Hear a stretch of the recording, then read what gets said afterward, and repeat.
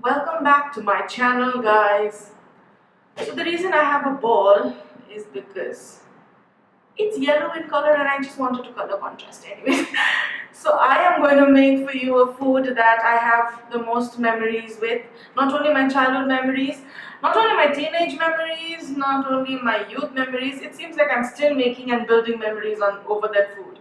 So come on, let's get started. I'm going to make dumplings that are the size of half my face at least. If you want, you can make it as big as my face. But the problem is, do you have such a big steamer? Let's get started. The first process is to activate the yeast. So here I'm using active dry yeast with sugar just to fasten up the activation process, and I'm going to add in lukewarm water, cover it up and let it rest. In a separate bowl, I'm going to make the stuffing. I'm using chicken, you can use whatever you want like pork or beef. I'm adding some spring onions. This is the Chinese version. For Chinese version, you generally add spring onions. For Tibetan or Nepalese Momo version, you can add in chopped onions. I'm going to add a couple of tablespoons of oil, salt to taste, a tablespoon of crushed ginger, and some soy sauce. Mix it well. So once you can see foam layers being formed on top of your yeast, you know that your dumplings are going to be the most soft and most delicious dumplings. Here I'm taking some all-purpose flour and I'm going to add in the already activated yeast. You can add in the yeast directly over here and try to activate it, but this process will give you a sure shot result.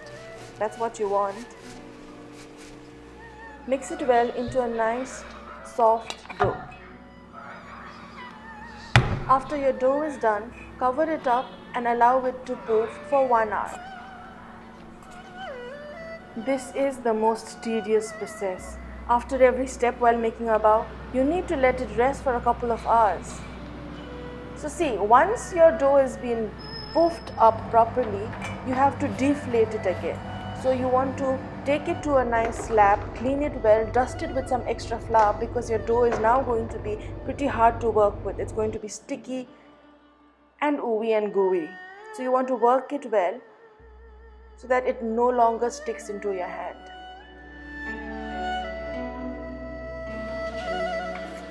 You can start dividing your dough into equal pieces. I have used 2 cups of flour, which gives me 8 baos.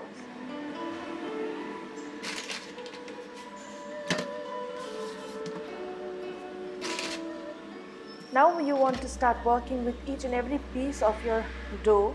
Start rolling it into nice smooth balls so that it gets convenient once you start rolling it. Momos in India is a very popular street food, but you will not be seeing this kind of dumplings in Indian street food. This predominantly comes from the Himalayan border of India, which has been highly influenced by the Chinese culture or the Tibetan culture. Now you can start rolling the small doughs into nice round chapatis, and you want to stuff in your mixture. Remember to be generous with your stuffing because you don't want to land up eating only the soft dough, which anyways tastes good, but you anyways need a side dish with it. So why don't you stuff in a lot of it inside so that you wouldn't want anything extra. You can go with any designs you want to do to seal it up. I personally like to do the plates because that's what I've been taught to do, and I like to twist it up on top just for a cuter look. You can just roll it back into a circular form normally also, but just remember the stuffing needs to be inside and not outside. That is your only goal. So you can do it however you like to do it. There is no right or there is no wrong way to do it.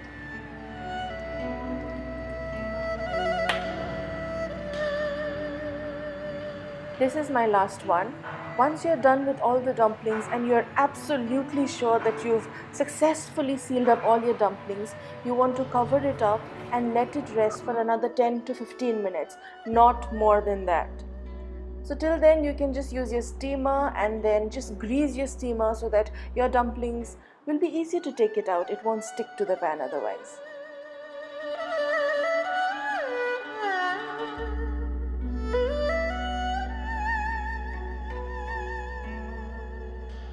So after 10 minutes you will realize that your dumplings have poofed up a little more. Sometimes it tends to go flat, but it doesn't actually matter. You can bring it to shape, or you can just start placing it back in the steamer. Now if you notice, I have left a huge amount of gap between two dumplings. This is because while cooking, your dumplings is going to poof up a little more. Let it steam for another 13 to 15 minutes depending upon what non-vegetarian item are you using. And there you go guys, your dumplings is ready to be served.